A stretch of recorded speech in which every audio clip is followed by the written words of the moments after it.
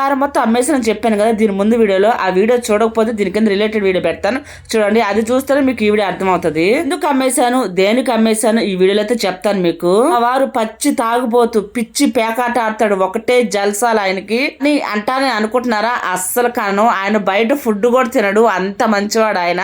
ఆయన ఎంత మంచివాడు ఆయనకే తెలియదు. నాకు తెలిసి నేను చాలా మందినే చూశాను ఇట్లాంటి వ్యసనాలకు బానిస అయ్యి పెళ్ళాం ఒంటి మీద బంగారం అంతా అమ్మేసిన వాళ్ళని. సరేలేండి, మన టాపిక్ డైవర్ట్ అయిపోతుంది. అసలు వీడియోలకే తెలిపోదాం. ఒంటి మీద బంగారం కావాలా, ఉండడానికి సొంత ఇల్లు కావాలని ఎవరైనా ఒక ఆడమనిషిని అడిగితే ఏ ఆడమనిషి అయినా దేన్ని ఎంచుకుంటది మీరే చెప్పండి. నేను ఎంచుకుంది కూడా ఆ రెండో ఆప్షనే. మగ మనిషి ఫుట్ పాత్ మీద బస్ స్టాండ్ కూడా బతికేస్తాడు, కానీ ఆడమనిషి బతకగలదా మీరే చెప్పండి. బతికి బాగుంటే బస్ స్టాండ్ లో బఠానీలు అమ్ముకైనా బంగారం కొనుక్కోవచ్చు. మీ పెద్దవాళ్ళు అన్నారా అని మీరంటే కాదండి, నేనే అంటున్నాను.